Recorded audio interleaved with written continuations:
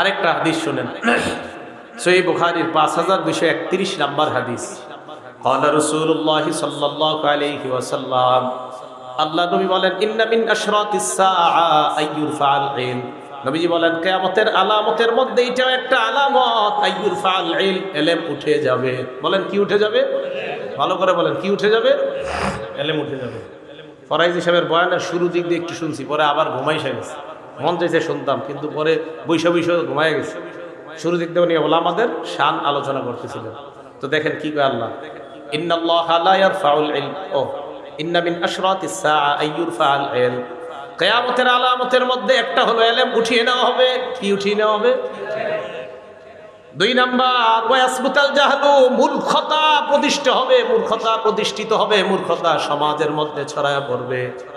আলহামদুলিল্লাহ, সূরাটা বিশুদ্ধভাবে পড়তে পারে না, কয় আপনার সাথে আমি বহস করতে চাই।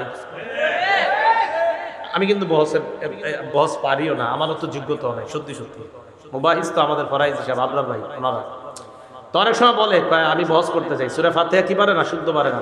আমি বলছি না যে উনি বহসে পারবে না, যিনি বলে মাশাআল্লাহ উনিও ভালো বহস করে, কথার কথা যেই বলে উনি বলুক, আপনাদের কেউ বলেন, অথবা একটা জেনারেল শিক্ষিত আপনারা বলেন যে আমি আপনার সাথে বহস করতে চাই, আমি বলবো না মাশাআল্লাহ, এটা আপনার যোগ্যতা, আল্লাহ তাআলা আরো বাড়ায় দেয়।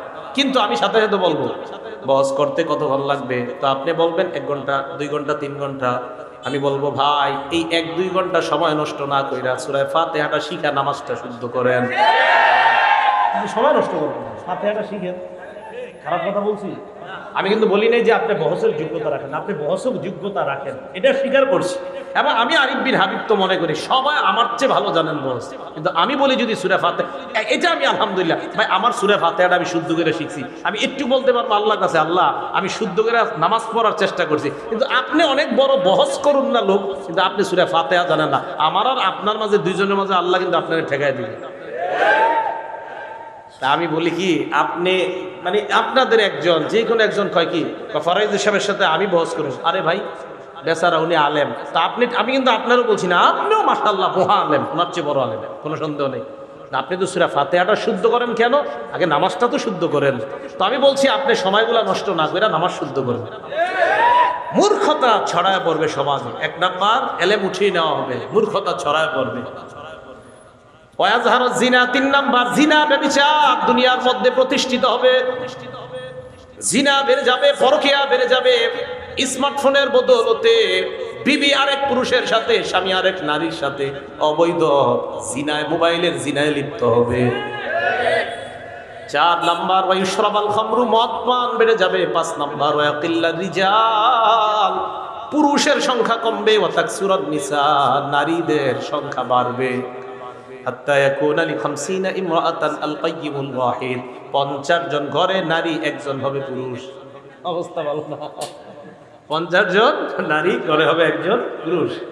তো হ্যাঁ, কিয়ামত, এটা হলো কিয়ামতের আলামত। 1 নাম্বার, ইলম উঠিয়ে নেওয়া হবে। এই হাদিস থেকে আমরা জানলাম, মন দিয়ে শুনি আমরা। এখন কথা হলো ইলম কিভাবে উঠাবে? হুজুর একটু দিকে আসেন তো, একজন, যে কোনো একজন আসলে হবে, আপনি আসেন। এই যে এদিক তাকান, এই যে এদিক তাকান, এই যে টান দিলাম, ছিনায় নিলাম, এইভাবে ইলম উঠায় নিবে না। সহিহ বুখারীর 100 নম্বর হাদিস। ক্বালা রাসূলুল্লাহ সাল্লাল্লাহু আলাইহি ওয়াসাল্লাম, আল্লাহ নবী বলেন, ইন্নাল্লাহা লা ইয়াকবিজুল ইলমা ইনতিজাআন ইয়ানতাজিউহু মিনাল ইবাদ। আল্লাহ বান্দাদের থেকে এইভাবে ছু মেরে ইলম উঠায় নেবেন না। এবার আপনাদের প্রশ্ন, হুজুর তাহলে ইলম আল্লাহ কিভাবে উঠায় নেবেন? আহারে মুসলমান, কিভাবে আপনাদেরকে বুঝাই? নবীজি বলেন, ওয়ালাকিন ইয়াকবিজুল ইলমা বিকবজিল উলামা, আলেমদেরকে উঠায় নেওয়ার মাধ্যমে ইলম আল্লাহ উঠায় নেবেন।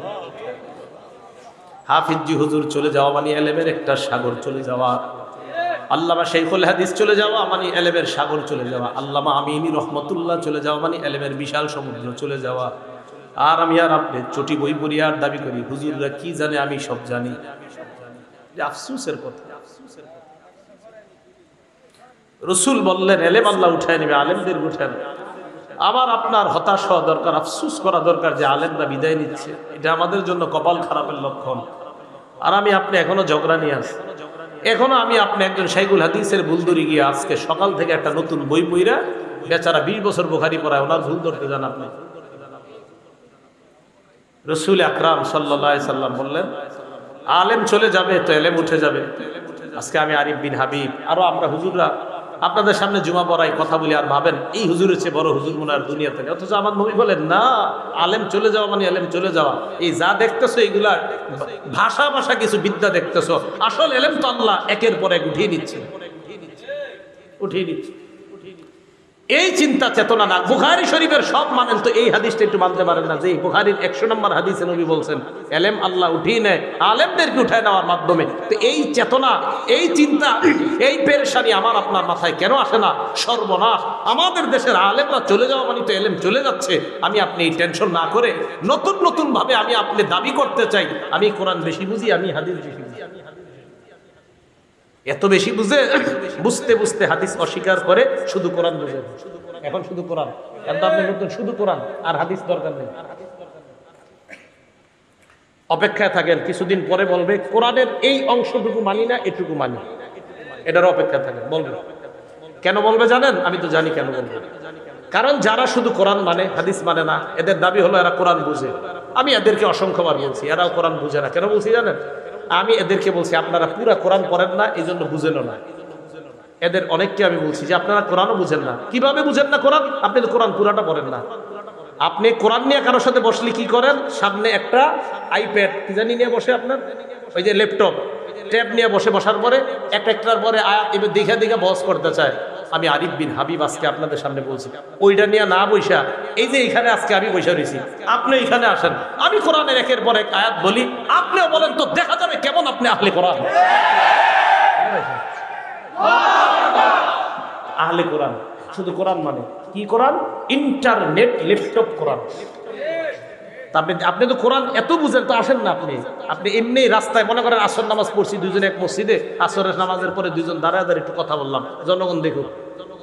আপনি তো এটা জীবনে করবেন, কারণ আপনি নিজেও জানেন কোরআনের কয়েকটা আয়াত আপনি মুখস্থ করছেন, বাকিগুলো আপনার জানা নেই। আজীব এক পেরেশানিতে আছি আমরা। তো রাসূল আকরাম সাল্লাল্লাহু আলাইহি সাল্লাম বললেন আল্লাহ এলেম উঠিয়ে নিবেন আলেমদেরকে উঠায় নেওয়ার মাধ্যমে। কিভাবে উঠায় নিবেন বলেন তো? আলেমদেরকে। নবীজি বলেন হাত্তা ইদা লাম ইউকি আলিমান, মানুষ আর আলেম খুঁজে পাবে না। এক পর্যায়ে ইত্তাখাযান নাসু রুউসান জুহাল, মানুষ জাহেলদেরকে ধর্মীয় নেতা বানাবে। জাহেলদেরকে ধর্মীয় নেতা বানানোর পর ফাসুইলু, তাদেরকে প্রশ্ন করা হবে।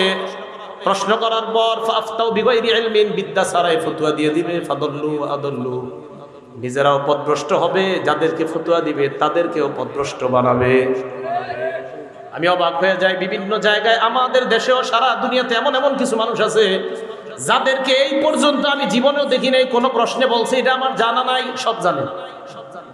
আমি অবাক, এমন এমন অনেক ব্যক্তি আছে যারা মানে কোনো প্রশ্নে উনি কখনো বলে নাই আমি জানি না, অথচ আল্লাহর রাসূল অনেক প্রশ্নে বলছে আমি জানি না। জিবরাইল না জানাইলে কি আজীব বর্তমান যুগের এমন এমন আলেম আছে যারা কোনো প্রশ্নে না আমি জানি না মানে উনি সব জানে। পরে যাই না কি হয় জানেন?